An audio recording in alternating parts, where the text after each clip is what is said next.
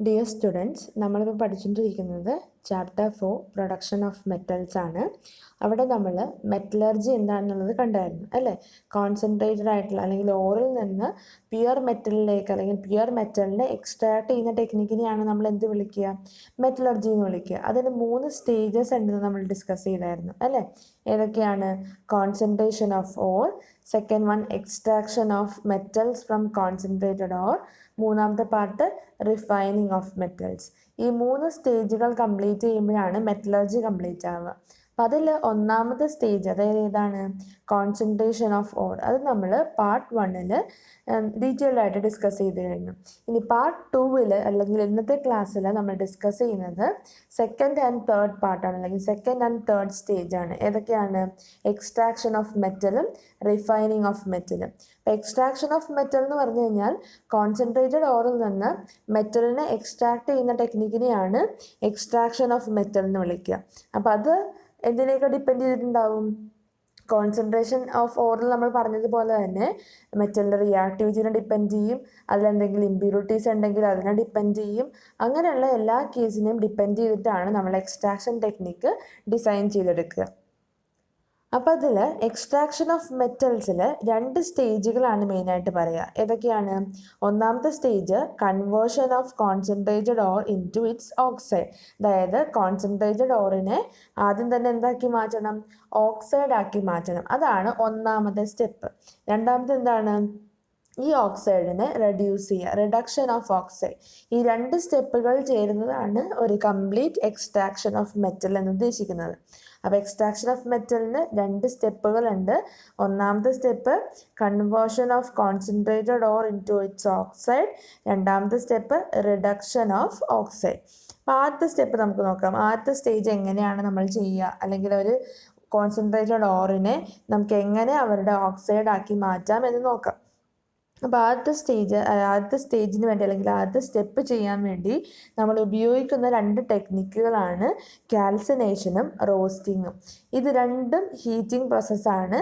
ഇവരുടെ ചെറിയൊരു കണ്ടീഷനിൽ മാത്രമേ ഇവർക്ക് തമ്മിൽ വ്യത്യാസമുള്ളൂ. അപ്പോൾ കാൽസിനേഷൻ നമുക്ക് ആദ്യം നോക്കാം. അപ്പോൾ കാൽസിനേഷൻ എന്താണെന്നാണ് പറയുന്നത്?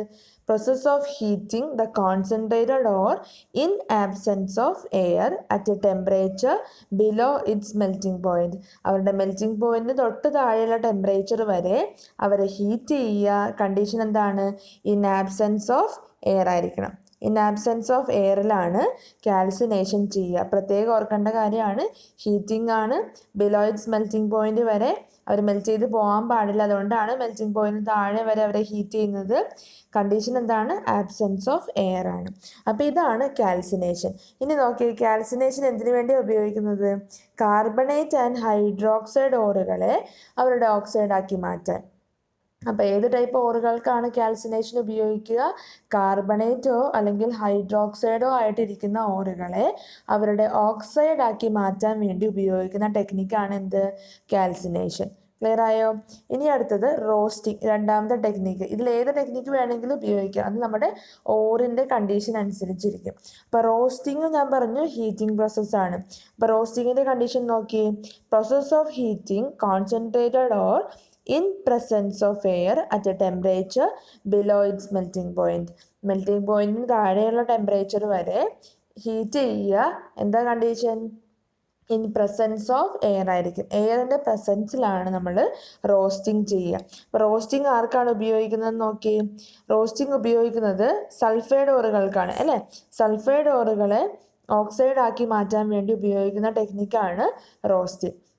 അപ്പോൾ കാൽസിനേഷനും റോസ്റ്റിങ്ങും എന്തിനു വേണ്ടി ഉപയോഗിക്കുന്ന ടെക്നിക്കാണ്? ഒരു കോൺസെൻട്രേറ്റഡ് ഓറിനെ അവരുടെ ഓക്സൈഡ് ആക്കി മാറ്റാൻ ഉപയോഗിക്കുന്ന ടെക്നിക്കാണ് കാൽസിനേഷനും റോസ്റ്റിങ്ങും. ഇനി 2 പേരുടെയും കോമൺ ആയിട്ടുള്ള കാര്യം എന്താണ്? 2 പേരും ഹീറ്റിംഗ് പ്രോസസ്സാണ്. 2 പേരും അവരുടെ മെൽറ്റിംഗ് പോയിന്റിന് താഴെ ടെമ്പറേച്ചർ വരെ ഹീറ്റ് ചെയ്യാം. ഇനി ഡിഫറൻസ് എന്തായിരിക്കും? Calcination in absence of air ആണെങ്കിൽ roasting in presence of air ആണ്.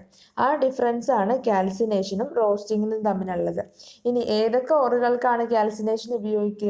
കാർബണേറ്റ് ഓറുകൾക്കും ഹൈഡ്രോക്സൈഡ് ഓറുകൾക്കുമാണ് നമ്മൾ കാൽസിനേഷൻ എന്നുള്ള ട്രീറ്റ്മെൻറ്റ് കൊടുക്കുക. സൾഫൈഡ് ഓറുകൾക്ക് എന്താ കൊടുക്കുക? റോസ്റ്റിംഗ് ആണ് കൊടുക്കുക. ക്ലിയർ ആയോ? ഇനി റോസ്റ്റിങ്ങിൻ്റെ ഒരു അഡ്വാൻറ്റേജ് എന്താണെന്ന് വെച്ച് കഴിഞ്ഞാൽ ഇപ്പോൾ നമ്മുടെ ഓറിൽ എന്തെങ്കിലും മോയ്സ്ചർ കണ്ടൻറ്റ് ഉണ്ടെങ്കിൽ റോസ്റ്റ് ചെയ്യുമ്പോൾ മോയ്സ്ചർ കണ്ടൻറ്റും കൂടി ഇവാപ്പറേറ്റ് ചെയ്ത് പൊക്കോളും. അതാണ് റോസ്റ്റിങ്ങിൻ്റെ ഒരു അഡ്വാൻറ്റേജ് എന്ന് പറയുന്നത്. ഇനി ആ ഇക്വേഷൻ ആ താഴെ എഴുതിയിരിക്കുന്ന എക്സാമ്പിൾ ഒന്ന് നോക്കി. സൾഫൈഡ് ഓറിനെ ഓക്സൈഡ് ഓറാക്കി മാറ്റി. ഏത് സൾഫൈഡ് ഓറിനെ? കോപ്പർ സൾഫൈഡ് എന്നുള്ള ഓറിനെ കോപ്പർ ഓക്സൈഡ് ഓറാക്കി മാറ്റണമെങ്കിൽ എന്തുപയോഗിച്ചാൽ മതി? റോസ്റ്റിംഗ് ഉപയോഗിച്ചാൽ മതി. ക്ലിയർ ആയോ? അപ്പോൾ കാർബണേറ്റുകൾക്കും ഹൈഡ്രോക്സൈഡുകൾക്കും കാൽസിനേഷൻ ഉപയോഗിക്കണം. സൾഫൈഡ് ഓറുകൾക്ക് റോസ്റ്റിംഗ് എന്നുള്ള ടെക്നിക്ക് ഉപയോഗിച്ചിട്ടാണ് നമ്മൾ അവരെ ഓക്സൈഡുകളാക്കി മാറ്റുക. ഇനി ഓക്സൈഡാക്കി മാറ്റിക്കഴിഞ്ഞാൽ അടുത്ത സ്റ്റെപ്പ് എന്താണ്? അവരെ റിഡക്ഷൻ അണ്ടർഗോ ചെയ്യിപ്പിക്കണം, അല്ലെ, റെഡ്യൂസ് ചെയ്യിപ്പിക്കണം. അപ്പോൾ സെക്കൻഡ് സ്റ്റേജ് ആണ് റിഡക്ഷൻ. ഇപ്പം ഇവിടെ നടക്കുന്ന പ്രോസസ്സ് റിഡക്ഷൻ എന്നുള്ള പ്രോസസ്സാണ്. ആര് റെഡ്യൂസ് ചെയ്യണം? ഓക്സൈഡുകളെ റെഡ്യൂസ് ചെയ്യിപ്പിക്കണം. അതിനുവേണ്ടി നമുക്ക് എന്ത് ഉപയോഗിക്കാം? റെഡ്യൂസിങ് ഏജൻറ്റ് ഉപയോഗിക്കാം, അല്ലേ? ഏതൊക്കെ റെഡ്യൂസിങ് ഏജൻറ്റ് ഉപയോഗിക്കാം? ഇലക്ട്രിസിറ്റി, കാർബൺ മോണോക്സൈഡ്, ഇവരൊക്കെ റെഡ്യൂസിങ് ഏജൻ്റ് ആണ്. ഇനി എല്ലാവർക്കും ഒരേ ഒരു റെഡ്യൂസിങ് ഏജൻറ്റ് ആയിരിക്കുമോ? ഇല്ല. അതായത് ആ ഓറിലെ മെറ്റലിൻ്റെ റിയാക്ടിവിറ്റി എന്താണോ ആ റിയാക്ടിവിറ്റിക്ക് അനുസരിച്ചിട്ടാണ് എന്തുപയോഗിക്കുക? റെഡ്യൂസിങ് ഏജൻറ്റിനെ നമ്മൾ സെലക്ട് ചെയ്യുക. അപ്പോൾ ലാസ്റ്റ് പോയിന്റ് നോക്കി. ഇലക്ട്രിസിറ്റി റെഡ്യൂസിങ് ഏജൻ്റ് ആയിട്ട് ഉപയോഗിക്കുന്നത് ഏത് കണ്ടീഷനിലാണ്? ഹൈലി റിയാക്റ്റീവ് മെറ്റൽസിൻ്റെ കേസിലാണ്. ഹൈലി റിയാക്റ്റീവ് മെറ്റൽസ് ഏതാണ്? റിയാക്ടിവിറ്റി സീരീസിലെ ഏറ്റവും ടോപ്പിൽ കിടക്കുന്നത് നമ്മളൊരു കോഡൊക്കെ ഉപയോഗിച്ച് പഠിച്ചതാണ്. സോഡിയം, പൊട്ടാസ്യം, കാൽസ്യം, ഇവരാണ് റിയാക്ടിവിറ്റി സീരീസിൽ ഏറ്റവും റിയാക്ടിവിറ്റി കൂടിയ മെറ്റൽസ്. അപ്പോൾ ഇവരുടെ എക്സ്ട്രാക്ഷൻ ആണ് നമ്മൾ ഉദ്ദേശിക്കുന്നതെങ്കിൽ അവിടെ റെഡ്യൂസിങ് ഏജൻ്റായിട്ട് ഉപയോഗിക്കേണ്ടത് ആരെയാണ്? ഇലക്ട്രിസിറ്റീനെയാണ്. ക്ലിയർ ആയോ? അപ്പോൾ റിഡക്ഷൻ സെക്കൻഡ് സ്റ്റെപ്പാണ്. ഫസ്റ്റ് സ്റ്റെപ്പ് ഓക്സൈഡ് ആക്കി മാറ്റുക. അപ്പോൾ ഓക്സൈഡ് ആക്കി മാറ്റി കഴിഞ്ഞാൽ പിന്നെ നമ്മൾ അവരെന്ത് ചെയ്യണം? റിഡക്ഷൻ അണ്ടർഗോ ചെയ്യിപ്പിക്കണം. അതിനുവേണ്ടി ആരെയൊക്കെ ഉപയോഗിക്കാം? ഇലക്ട്രിസിറ്റിയോ കാർബൺ മോണോക്സൈഡോ ഒക്കെ ഉപയോഗിച്ച് നമുക്ക് റിഡക്ഷൻ നടത്താം. അത് എന്തിനെയാണ് ഡിപ്പെൻഡ് ചെയ്യുക? മെറ്റലിൻ്റെ റിയാക്ടിവിറ്റി അനുസരിച്ചിട്ടാണ് നമ്മൾ ചൂസ് ചെയ്യുക. ഇപ്പോൾ ഇലക്ട്രിസിറ്റി ഒരു റെഡ്യൂസിങ് ഏജൻ്റ് ആയിട്ട് ഉപയോഗിക്കുന്നത് ഏതിൻ്റെ കേസിലാണ്? ഹൈലി റിയാക്റ്റീവ് ആയിട്ടുള്ള സോഡിയം, പൊട്ടാസ്യം, കാൽസ്യം മെറ്റലുകളുടെ ഓറുകൾക്കാണ് നമ്മൾ ഇലക്ട്രിസിറ്റി ഒരു റെഡ്യൂസിങ് ഏജൻ്റ് ആയിട്ട് ഉപയോഗിക്കുന്നത്. അപ്പോൾ ഈ ഇത്രയും കാര്യങ്ങളാണ് എക്സ്ട്രാക്ഷനിലുള്ളത്. എക്സ്ട്രാക്ഷൻ ക്ലിയർ ആയി എന്ന് വിചാരിക്കുന്നു. ഇനി എക്സ്ട്രാക്ഷൻ കഴിഞ്ഞാൽ നമ്മൾ പിന്നെ ചെയ്യുന്ന മെത്തേഡ് എന്താണ്? റിഫൈനിങ് ഓഫ് മെറ്റൽസ് ആണ്. അതായത് എക്സ്ട്രാക്ഷൻ കഴിഞ്ഞ് നമുക്ക് കിട്ടുന്ന ആ മെറ്റലിൻ്റെ പാർട്ടിൽ അല്ലെങ്കിൽ ആ മെറ്റലിൽ വീണ്ടും എന്തെങ്കിലുമൊക്കെ എന്തുണ്ടാവാം? ഇമ്പ്യൂരിറ്റീസ് ഉണ്ടാവാം. ചിലപ്പോൾ റോസ്റ്റ് ചെയ്യുമ്പോഴും കാൽസിനേറ്റ് ചെയ്യുമ്പോഴും റെഡ്യൂസ് ചെയ്യുമ്പോഴും ഒന്നും പോവാതെ വേറെ മെറ്റലുകളുടെ ഓക്സൈഡുകളോ അല്ലെങ്കിൽ വേറെ മെറ്റലുകൾ തന്നെയോ അല്ലെങ്കിൽ ഏതെങ്കിലും നോൺ മെറ്റൽസൊക്കെ ഈ മെറ്റലിൻ്റെ ഒപ്പം ഇരിക്കുന്നുണ്ടാവാം. അപ്പോൾ അതെല്ലാം നമ്മൾ എന്തായിട്ട് ട്രീറ്റ് ചെയ്യും? ഇമ്പ്യൂരിറ്റി ആയിട്ട് ട്രീറ്റ് ചെയ്യും. അതായത് നമുക്ക് പ്യുവർ മെറ്റലിനെ എപ്പോൾ കിട്ടുന്നോ അതുവരെ അതിൻ്റെ കൂടെയുള്ള ആൾക്കാരെല്ലാം ആരായിരിക്കും? ഇമ്പ്യൂരിറ്റി ആയിരിക്കും. അപ്പോൾ എക്സ്ട്രാക്ഷൻ കഴിഞ്ഞാലും മെറ്റൽ പ്യുവർ ആയിരിക്കില്ല. മെറ്റലിൻ്റെ ഒപ്പം ചിലപ്പോൾ നോൺ മെറ്റലായിട്ടോ അല്ലെങ്കിൽ അനദർ മെറ്റലായിട്ടോ അല്ലെങ്കിൽ മെറ്റലുകളുടെ ഓക്സൈഡുകളായിട്ടൊക്കെ, അതായത് റിഡക്ഷനിൽ പോകാത്ത ഓക്സൈഡുകളൊക്കെ ആയിട്ട് എന്തുണ്ടാവാം? ഇമ്പ്യൂരിറ്റീസ് കാണപ്പെടാം. അപ്പോൾ ആ ഇമ്പ്യൂരിറ്റീസിനെ കൂടി മാറ്റി, ആ ഇമ്പ്യൂരിറ്റീസ് എന്തൊക്കെ ഇമ്പ്യൂരിറ്റീസ് ഉണ്ടോ അതിനെല്ലാം കംപ്ലീറ്റ് ആയിട്ട് റിമൂവ് ചെയ്ത് പ്യുവർ മെറ്റലിനെ മാത്രമാക്കി മാറ്റുന്ന പ്രോസസ്സിനെയാണ് നമ്മൾ എന്ത് വിളിക്കുക? റിഫൈനിങ് എന്ന് വിളിക്കുക. അപ്പോൾ റിഫൈനിങ് എന്താണ്? The process of removal of this impurity to get pure metal. എല്ലാ ഇമ്പ്യൂരിറ്റീസിനെ റിമൂവ് ചെയ്ത് നമുക്ക് പ്യുവർ മെറ്റലിനെ എടുക്കുന്ന ആ പ്രോസസ്സിനെയാണ് നമ്മൾ എന്ത് വിളിക്കുക? റിഫൈനിങ് എന്ന് വിളിക്കുക. റിഫൈനിങ്ങും എന്തിനെയൊക്കെ ഡിപ്പെൻഡ് ചെയ്തിരിക്കും?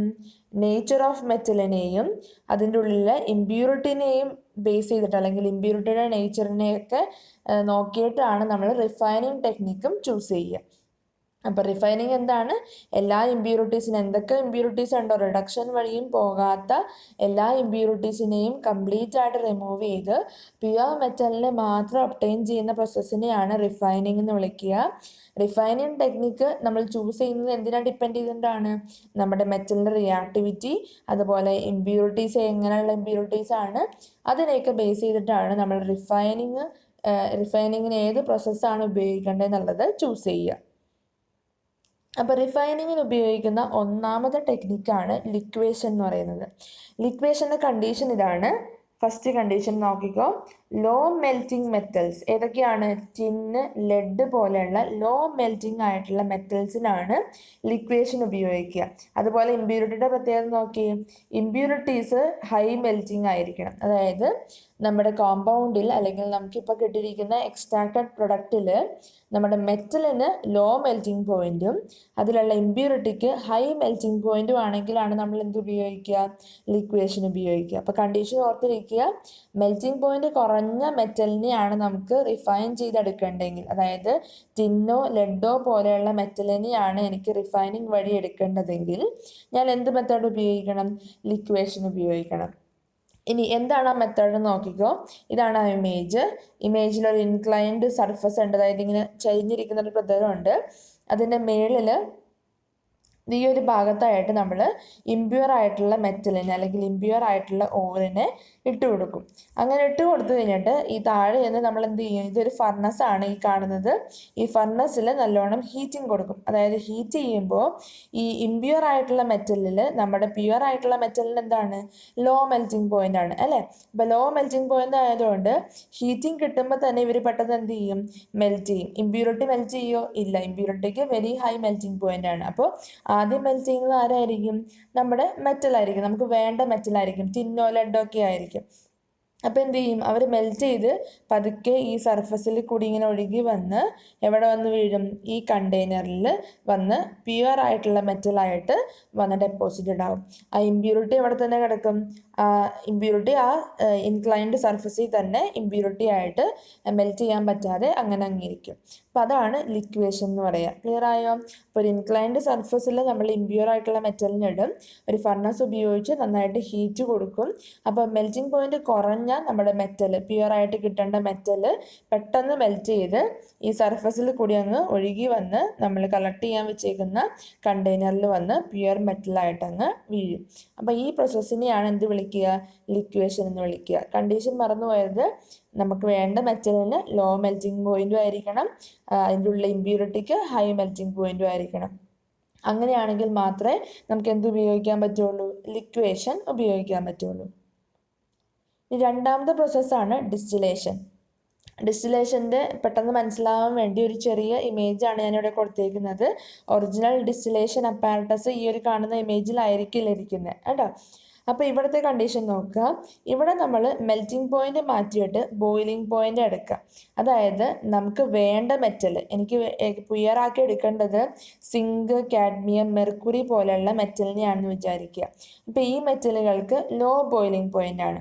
അപ്പോൾ ഇവിടുത്തെ കണ്ടീഷൻ ഇതാണ്, നമുക്ക് എക്സ്ട്രാക്ട് അല്ലെങ്കിൽ റിഫൈൻ ചെയ്തെടുക്കേണ്ട മെറ്റലുകൾ, ആ മെറ്റലിന് ലോ ബോയിലിംഗ് പോയിന്റ് ആയിരിക്കണം, അതിൻ്റെ ഉള്ളിലെ ഇമ്പ്യൂരിറ്റിക്ക് ഹൈ ബോയിലിംഗ് പോയിന്റ് ആയിരിക്കണം. അപ്പോൾ ബോയിലിംഗ് പോയിന്റിൽ ഡിഫറൻസ് ആണ് എന്തിൻ്റെ കാരണം? ഡിസ്റ്റിലേഷൻ്റെ കാരണം. അപ്പോൾ ഡിസ്റ്റിലേഷൻ നമ്മൾ ഏതൊക്കെ മെറ്റൽസിനെയാണ് ഉപയോഗിക്കുക? അല്ലെങ്കിൽ ഡിസ്റ്റിലേഷൻ വഴി റിഫൈൻ ചെയ്തെടുക്കുന്ന മെറ്റൽസ് ഏതൊക്കെയാണെന്ന് ചോദിച്ചാൽ എന്ത് പറയണം? Zinc, cadmium, mercury. ഈ മെറ്റൽസിനെയാണ് നമ്മൾ ഡിസ്റ്റിലേഷൻ എന്നുള്ള ടെക്നിക്ക് ഉപയോഗിച്ച് റിഫൈൻ ചെയ്തെടുക്കുക. അപ്പോൾ ഈ മെറ്റൽസിൻ്റെ പ്രത്യേകത എന്താണ്? ഇവർക്ക് ലോ ബോയിലിംഗ് പോയിന്റ് ആണ്. ഇനി എന്താണ് മെത്തേഡ് എന്ന് നോക്കിക്കോ. ഇതൊരു ബീക്കർ അല്ലെങ്കിൽ ഒരു കണ്ടെയ്നർ ആണെന്ന് വിചാരിക്കുക. ഈ കണ്ടെയ്നറിൽ നമ്മുടെ ഇമ്പ്യൂർ ആയിട്ടുള്ള മെറ്റലിന് ഇട്ടിട്ടുണ്ട്. താഴെ നിന്ന് എന്ത് കൊടുക്കുന്നു? ഹീറ്റ് കൊടുക്കുന്നു. ഹീറ്റ് കൊടുക്കുമ്പോൾ റിഫൈൻ ചെയ്യേണ്ട മെറ്റൽസ്, അതായത് നമ്മുടെ സിങ്ക്, കാഡ്മിയം, മെർക്കുറിക്കൊക്കെ എന്താണ്? ലോ ബോയിലിംഗ് പോയിന്റ് അല്ല. അപ്പോൾ ഹീറ്റ് കൊടുക്കുമ്പോൾ അവരാദ്യം തന്നെ എന്ത് ചെയ്യും? ബോയിൽ ചെയ്ത് വേപ്പർ സ്റ്റേറ്റിലേക്ക് പോകും അല്ലേ? ഇമ്പ്യൂരിറ്റി വേപ്പറൈസ് ചെയ്യോ? ഇല്ല. ഇമ്പ്യൂരിറ്റിക്ക് ബോയിലിംഗ് പോയിന്റ് കൂടുതലാണ്, അതുകൊണ്ട് അവർ വേപ്പറൈസ് ചെയ്യില്ല. അപ്പോൾ നമ്മുടെ പ്യുവർ ആക്കേണ്ട മെറ്റൽ ആദ്യമേ തന്നെ വേപ്പറൈസ് ചെയ്യും. വേപ്പറൈസ് ചെയ്യുന്ന ഈ വേപ്പേഴ്സിനെ നമ്മളിവിടെ ഇതിൽ കൂടി പാസ് ചെയ്യിപ്പിക്കും. അവിടെ വെച്ച് അതിനെ കണ്ടൻസ് ചെയ്യിപ്പിച്ച് ഈ കണ്ടെയ്നറിൽ വന്ന് ഡെപ്പോസിറ്റ് ചെയ്യിപ്പിക്കും. അതായത് വേപ്പറിനെ കണ്ടൻസ് ചെയ്യിക്കുന്നത് എങ്ങനെയാണ്? പുറത്തു കൂടി ഒരു വാട്ടർ ബാത്തോ അല്ലെങ്കിൽ കൂളിംഗ് ഇഫക്റ്റോ കൊടുത്തു കഴിഞ്ഞാൽ വേപ്പേഴ്സ് കണ്ടൻസ് ചെയ്ത് തിരിച്ചെന്തായിട്ട് തന്നെ മാറും? ലിക്വിഡായിട്ട് തന്നെ മാറും അല്ലേ? അപ്പോൾ അതാണ് ഇവിടെ നടക്കുന്ന പ്രോസസ്സ് എന്ന് പറയുന്നത്. അപ്പോൾ നമുക്ക് വേറൊരു കണ്ടെയ്നറിൽ പ്യുവർ മെറ്റലിനെ മാത്രമാക്കി എടുക്കാൻ പറ്റും. ഇമ്പ്യൂരിറ്റി ആദ്യത്തെ ആ ഒരു കണ്ടെയ്നറിൽ തന്നെ അവശേഷിക്കും. അപ്പോൾ അതാണ് ഡിസ്റ്റിലേഷൻ എന്ന് പറയുക. ക്ലിയർ ആയോ? അപ്പോൾ ഡിസ്റ്റിലേഷനിൽ നമ്മൾ ചെയ്യുന്നത് ഒരു കണ്ടെയ്നറിൽ അല്ലെങ്കിൽ ഒരു ടോട്ടിൽ എന്തെടുക്കുക? ഇമ്പ്യൂർ ആയിട്ടുള്ള മെറ്റലിനെ എടുക്കുക, ഹീറ്റ് ചെയ്യുക, നമുക്ക് റിഫൈൻ ചെയ്യേണ്ട മെറ്റലിന് ബോയിലിംഗ് പോയിന്റ് കുറവായതുകൊണ്ട് അവരാദ്യം വേപ്പറൈസ് ചെയ്യും. വേപ്പറൈസ് ചെയ്ത് നമ്മൾ ഈ കാണുന്ന ട്യൂബിൽ കൂടി പാസ് ചെയ്യിപ്പിക്കും. അവിടെ വെച്ച് നമ്മൾ അയാളെ കണ്ടൻസ് ചെയ്യിപ്പിച്ച് വേറൊരു റിട്ടോട്ടിൽ അല്ലെങ്കിൽ വേറൊരു കണ്ടെയ്നറിൽ അയാളെ കളക്ട് ചെയ്യും. അപ്പം ഇത് ഡിസ്റ്റിലേഷൻ മനസ്സിലാക്കാനുള്ള ഏറ്റവും സിമ്പിളായിട്ടുള്ള ഇമേജാണ്. ഒറിജിനൽ ഡിസ്റ്റിലേഷൻ അപ്പാരറ്റസ് ഈ കാണുന്ന രൂപത്തിലായിരിക്കില്ല ഇരിക്കുന്നത്. അപ്പോൾ ഈ ടെക്നിക്കാണ് ഡിസ്റ്റിലേഷൻ. ഇനി മൂന്നാമത്തെ ടെക്നിക്കാണ് ഇലക്ട്രോലൈറ്റിക് റിഫൈനിങ്. ഇത് നമ്മൾ 3rd ചാപ്റ്ററിൽ പഠിച്ചതാണ്, ഇലക്ട്രോലൈറ്റിക് അല്ലെങ്കിൽ ഇലക്ട്രോളിസിസ് എന്താണെന്നുള്ളത്. അപ്പോൾ ഇവിടെ ഉപയോഗിക്കുന്ന ഫിനോമിനൻ എന്താണ്? ഇലക്ട്രോളിസിസ് എന്നുള്ള ഫിനോമിനനാണ് അല്ലേ. റിഫൈനിങ്ങിന് വേണ്ടി ഇവിടെ ഉപയോഗിക്കുന്ന ഫിനോമിനൻ ഇലക്ട്രോളിസിസ് എന്നുള്ള ഫിനോമിനനാണ്. കോപ്പർ പോലെയുള്ള മെറ്റൽസിനെ നമ്മൾ ഇലക്ട്രോളിസിസ് വഴിയാണ് എന്ത് ചെയ്യുക, ഇതുപോലെ പ്യൂരിഫൈ ചെയ്ത് റിഫൈൻ ചെയ്ത് പ്യുവർ മെറ്റലാക്കി എടുക്കുക. അപ്പോൾ ഇവിടുത്തെ കണ്ടീഷൻ, ഈ 3 കണ്ടീഷനുകൾ നിങ്ങൾ നോക്കിയാൽ മതി. ആനോഡായിട്ട് നമ്മുടെ ഇംപ്യുവർ മെറ്റലിനെ എടുക്കും, കാഥോഡായിട്ട് പ്യുവർ മെറ്റലിന് വേണം എടുക്കാനായിട്ട്, ഇലക്ട്രോലൈറ്റ് ആയിട്ട് ഏത് മെറ്റലാണോ നമ്മൾ പ്യൂരിഫൈ ചെയ്യുന്നത് ആ മെറ്റലിൻ്റെ സോൾട്ട് സൊല്യൂഷന് വേണം എടുക്കാനായിട്ട്. അപ്പോൾ ആനോഡായിട്ട് ആരെ വേണം? ഇംപ്യുവർ മെറ്റലിന് വേണം. കാഥോഡായിട്ട് പ്യുവർ ആക്കേണ്ട മെറ്റലിൻ്റെ ഒരു പീസ് എടുക്കുക.